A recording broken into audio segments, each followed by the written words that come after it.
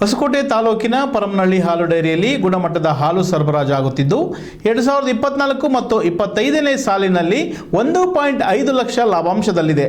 ಮುಂಬರುವ ದಸರಾ ಹಬ್ಬಕ್ಕೆ ಎಲ್ಲ ಷೇರುದಾರರಿಗೂ ಬೋನಸ್ ನೀಡಲಾಗುವುದು ಎಂದು ಪರಮನಹಳ್ಳಿ ಹಾಲು ಡೈರಿಯ ಅಧ್ಯಕ್ಷ PH ರಾಮಚಂದ್ರಪ್ಪನವರು ತಿಳಿಸಿದ್ದಾರೆ. ಹೌದು, ಜಡಿಗೇನಹಳ್ಳಿ ಹೋಬಳಿಯ ಪರಮನಹಳ್ಳಿ ಹಾಲು ಡೈರಿ ಸಭಾಂಗಣದಲ್ಲಿ ಹಮ್ಮಿಕೊಂಡಿದ್ದ ವಾರ್ಷಿಕ ಸಭೆಯಲ್ಲಿ ಮಾತನಾಡಿದ ಅವರು, ನಮ್ಮ ಗ್ರಾಮದಲ್ಲಿ ಮೊದಲು ಕೇವಲ 300 ಲೀಟರ್ ಹಾಲು ಸರಬರಾಜು ಆಗುತ್ತಿತ್ತು. ಆದರೆ ಈಗ ಎಲ್ಲರ ಸಹಕಾರ ಮತ್ತು ಶ್ರಮದಿಂದ 500ಕ್ಕೂ ಹೆಚ್ಚು ಲೀಟರ್ ಹಾಲು ಸರಬರಾಜು ಆಗುತ್ತಿದ್ದು, ಗುಣಮಟ್ಟವೂ ಸಹ ಚೆನ್ನಾಗಿದೆ. ಆದರೆ ಇನ್ನೂ ಹೆಚ್ಚು ಹಾಲು ಸರಬರಾಜು ಮಾಡಲು ಎಲ್ಲರೂ ಸಹಕಾರ ನೀಡಬೇಕು. ಹಾಗೂ ಈ ವರ್ಷದಲ್ಲಿ ನಮ್ಮ ಹಾಲು ಡೈರಿಯಲ್ಲಿ ಸುಮಾರು 1.5 ಲಕ್ಷ ಲಾಭ ಬಂದಿದ್ದು, ಶಾಲಾ ಮಕ್ಕಳಿಗೆ ಸಮವಸ್ತ್ರ, ಶೂ, ಟೈಗಳನ್ನು ನೀಡಲಾಗಿದ್ದು, ಅಂಗನವಾಡಿ ಮಕ್ಕಳಿಗೆ ನೋಟ್ ಪುಸ್ತಕ, ಪೆನ್ಸಿಲ್, ರಬ್ಬರ್ಗಳಂತಹ ಕಲಿಕಾ ಸಾಮಗ್ರಿಗಳನ್ನು ವಿತರಣೆ ಮಾಡಿದ್ದೇವೆ. ಮುಂದಿನ ದಿನಗಳಲ್ಲಿ ಇನ್ನೂ ಹೆಚ್ಚಿನ ಲಾಭಾಂಶ ಪಡೆಯಲು ನಿಮ್ಮ ಸಹಕಾರ ಅಗತ್ಯ ಎಂದರು.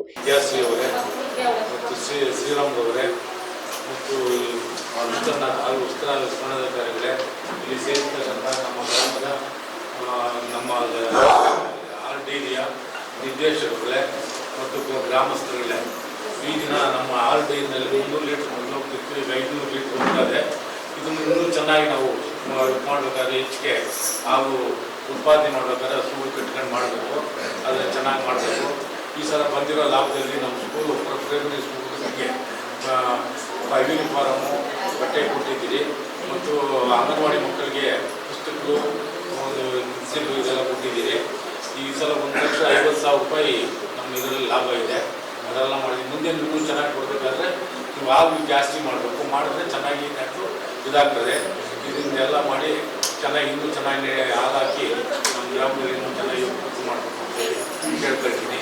ಇಲ್ಲಿ ಸೇರ್ತಕ್ಕಂಥ ಗ್ರಾಮಸ್ಥರಿಗೆಲ್ಲ ಬಳಿಕ ಬೆಂಗಳೂರು ಹಾಲು ಒಕ್ಕೂಟ ಹೊಸಕೋಟೆ ಶಿಬಿರದ ಉಪವ್ಯವಸ್ಥಾಪಕರಾದ ಶ್ರೀರಾಮ್ ಅವರು ಮಾತನಾಡಿ, ನಿಮ್ಮ ಹಾಲು ಡೈರಿಯಲ್ಲಿ ಗುಣಮಟ್ಟದ ಹಾಲು ಸರಬರಾಜು ಮಾಡುತ್ತಿದ್ದು, ಸಂಘದಲ್ಲಿ ಒಳ್ಳೆಯ ಲಾಭಾಂಶ ಇದೆ.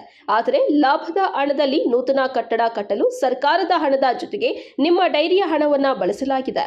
ಇಲ್ಲಿ ಕೆಲಸ ಮಾಡುವ ಕಾರ್ಯದರ್ಶಿಗೆ ಅಥವಾ ಇಲ್ಲಿ ಏನೇ ಖರ್ಚು ವೆಚ್ಚ ಬಂದರೂ ಅದು ನಿಮ್ಮ ಸಂಘದ ಹಣದಿಂದಲೇ ವ್ಯಯ ಮಾಡಬೇಕು. ಇದಕ್ಕೆ ಸರ್ಕಾರ ಹಣ ನೀಡುವುದಿಲ್ಲ.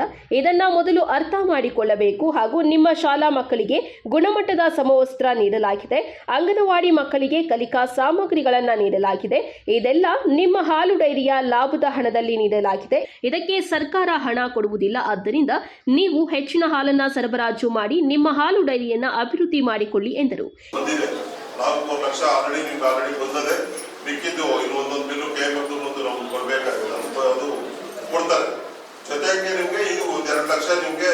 ನಮ್ಮ ಧರ್ಮಸ್ಥಳದ ಧರ್ಮಾಧಿಕಾರಿ ಅವರ ಅನುದಾನದಲ್ಲಿ 2 ಲಕ್ಷ ನಾವು ಬೆಂಗಳೂರು ಡೈರಿ ಮನೆ ಅದನ್ನ ರೆಕಮೆಂಡ್ ಮಾಡಿ ನಿಮ್ಗೆ ಕೊಡಿಸ್ಕೊಟ್ಟು, ಉಳಿದಿದ್ದ ದುಡ್ಡು ನಿಮ್ಮ ಸಂಘದ ಒಂದು ಏನ್ ಲಾಭಾಂಶ ಇತ್ತು ನಿಮ್ಗೆಲ್ಲ ಕೊಟ್ಟು ಎಲ್ಲ ಬಂಡವಾಳ ಮಾಡಿ ಉಳಿದಿದ್ದ ದುಡ್ಡಲ್ಲಿ ಕಟ್ಟಿ ಮಾಡ್ಕೊಂಡಿರ್ತದೆ.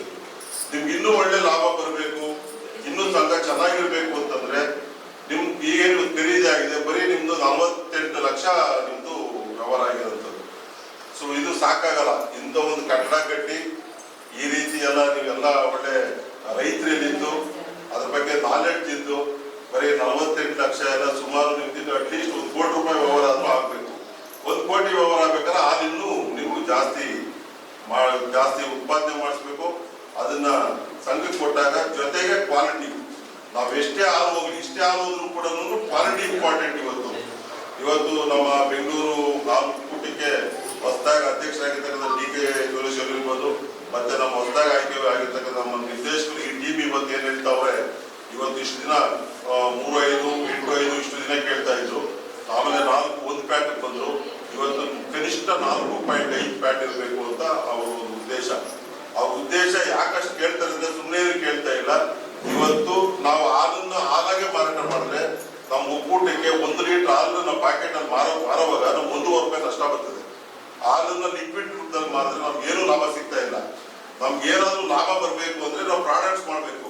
ಇವತ್ತು ಅಮೂಲ್ ಡೈರಿ ಚೆನ್ನಾಗಿದೆ ಅಂತ ಕಾರಣ ಇದ್ರೆ ಅವ್ರು ಹಾಲ ಮಾಡೋದಕ್ಕಿಂತ ಪ್ರಾಡಕ್ಟ್ಸ್ ಮಾಡ್ತಾರೆ. ಅವರು ಐಸ್ ಕ್ರೀಮ್ ಇರ್ಬೋದು, ಆಮೇಲೆ ಚೀಸ್ ಇರ್ಬೋದು, ಪನ್ನೀರ್ ಇರ್ಬೋದು, ಬೇರೆ ಬೇರೆ ಬಿಸ್ಕೆಟ್ ಇರ್ಬೋದು, ಸ್ವೀಟ್ಸ್ ಇರ್ಬೋದು, ಈ ತರ ಬೇರೆ ಬೇರೆ ಅವರು ಸುಮಾರು 150-200 ಪ್ರಾಡಕ್ಟ್ ಅವ್ರು ಮಾಡ್ತಾವ್ರೆ.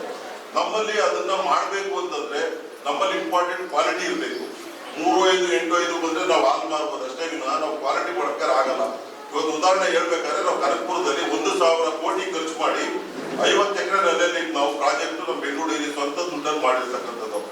ಅದನ್ನ ರನ್ ಮಾಡ್ಬೇಕು ಅಂತಂದ್ರೆ ಕನಿಷ್ಠ ಪ್ರತಿದಿನ 6 ಲಕ್ಷ ಲೀಟರ್ ಆಗ್ಬೇಕು. ಅದು ಮಿಷಿನ್ ನೋಡ್ಬೇಕಾದ್ರೆ 6 ಲಕ್ಷ ಬೇಕು. ಕನಿಷ್ಠ 4.3 ಪ್ಯಾಟ್ ಇರಬೇಕು. ಅಷ್ಟಿದ್ರೆ ಮಾತ್ರ ಅಲ್ಲಿ ನಾವು ಪ್ರಾಡಕ್ಟ್ಸ್ ನಾವು ಉತ್ಪತ್ತಿ ಮಾಡಕ್ಕಾಗ್ತದೆ. ಅದರಿಂದ ಒಳ್ಳೆ ಲಾಭನೂ ಬರ್ತದೆ. ಅವ್ರ ಉದ್ದೇಶ ಇಷ್ಟೇ, ಆ ಪ್ರಾಡಕ್ಟ್ಸ್ ಮಾಡಬೇಕು, ಹೆಚ್ಚೆಚ್ಚು ಮಾರಬೇಕು, ಬಂದಿದ್ದ ದುಡ್ಡನ್ನ ನೇರವಾಗಿ ರೈತರಿಗೆ ಕೊಡಬೇಕು ಅನ್ನೋ ಉದ್ದೇಶಕ್ಕೆ ಇವತ್ತಿನ ಕಾರ್ಯಕಾರಿ ಮಂಡಳಿಯವರು ಅದ್ರ ಬಗ್ಗೆ ಒಂದು ರೂಪರೇಷೆ ಹಾಕೊಂಡು ಇವತ್ತು ಅವರು ಕೆಲಸ ಮಾಡ್ತಕ್ಕಂಥದ್ದು. ನಿಮ್ಗೆ ಗೊತ್ತಿರ್ಬೋದು, ಲಾಸ್ಟ್ ಟೈಮ್ 4 ರೂಪಾಯಿ ಜಾಸ್ತಿ ಮಾಡಿದ್ರು, 31 ರೂಪಾಯಿ ಇತ್ತು ನಮ್ದು ರೇಟು. ಸರ್ಕಾರ 4 ರೂಪಾಯಿ ಪ್ಯಾಕೆಟ್ ಮೇಲೆ ಜಾಸ್ತಿ ಮಾಡಿದ್ರು. ಅದನ್ನ ಹಿಂದಿನ ಎಲ್ಲ ಬೋರ್ಡ್ಗಳಿರ್ಬೋದು ಇನ್ನೊಂದು ಏನ್ ಮಾಡ್ತಾ ಇದ್ರು ಅಂದ್ರೆ ನಾವು ಮೇಂಟೆನೆನ್ಸ್ ಅಂತ 50 ಪೈಸೆ 1 ರೂಪಾಯಿ ಹಿಡ್ಕೊಂಡು ಮಿಕ್ಕಿದ ದುಡ್ಡನ್ನ ಕೊಡ್ತಾ ಇದ್ರು. 4 ರೂಪಾಯಿ ಕೊಟ್ಟಿದ್ರೆ ಕನಿಷ್ಠ ನಮ್ಗೆ 1 ರೂಪಾಯಿ ನಮ್ಗೆ ಮೇಂಟೆನೆನ್ಸ್ ಬೇಕು ಅಂತ ಇಟ್ಕೊಂಡು. ಆದ್ರೆ ಈ ಸಲ ಬೋರ್ಡ್ ಏನ್ ಮಾಡಿದ್ರು, ಸಂಪೂರ್ಣವಾಗಿ ಬಂದಂತ 35 ರೂಪಾಯಿ 4 ರೂಪಾಯಿ ಕೂಡ ನೇರವಾಗಿ ಅದನ್ನ ರೈತರಿಗೆ ಪಾಸ್ ಆನ್ ಮಾಡಿದ್ರು. ಇವತ್ತು 35 ರೂಪಾಯಿ ಕನಿಷ್ಠ ಬೆಲೆ ಇವತ್ತು ನಮ್ಗೆ ಸಿಗ್ತಾ ಇರ್ತಕ್ಕಂಥದ್ದು. ನಾವು 3.5 ನಾವು ಹಾಲು ಹಾಕಿದ್ರೆ ನಮ್ಗೆ 35 ರೂಪಾಯಿ ಸಿಗ್ತದೆ. ಮೊದಲೆಲ್ಲೂ ಒಂದು ಪಾಯಿಂಟ್ ಇಂದ 3.5 3 6 ಪೈಸಾ ಸಿಗ್ತಾ ಇತ್ತು.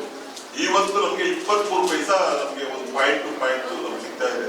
ಹಿಂದೆ ನಮ್ಗೆಲ್ಲ ಗೊತ್ತು, ನೀವು ಕಡಿಮೆ ಅವಧಿನಲ್ಲಿ ನಿಮ್ಗೆ ಸುಮಾರು 8-10 ವರ್ಷ ಆಗಿಬಿಟ್ಟಿದ್ರಿ. ಈಗ ಹಿಂದೆ ನೀವೆಲ್ಲ ಮಾರ್ಕೆಟ್ ಎಲ್ಲ ಈ ಸಂದರ್ಭದಲ್ಲಿ ಮಾರ್ಗ ವಿಸ್ತರಣಾಧಿಕಾರಿಗಳಾದ ವಿದ್ಯಾಶ್ರೀ ಆನಂದ್, ಮುಖ್ಯ ಕಾರ್ಯನಿರ್ವಹಣಾಧಿಕಾರಿ ಪಿಎನ್ ಮಂಜುನಾಥ್, ನಿರ್ದೇಶಕರಾದ ನಾಗಪ್ಪ, ಜಯರಾಮ್, ಸಾದೇಗೌಡ, ದೇವರಾಜು, ರಾಮಮೂರ್ತಿ, ಆಶಾ, ರತ್ನಮ್ಮ ಹಾಗೂ ಸಿಬ್ಬಂದಿಗಳಾದ ಪಿಕೆ ರಮೇಶ್, ಕೆಪಿ, ಮಂಜುಳಾ ಸೇರಿದಂತೆ ಇತರರು ಹಾಜರಿದ್ದರು.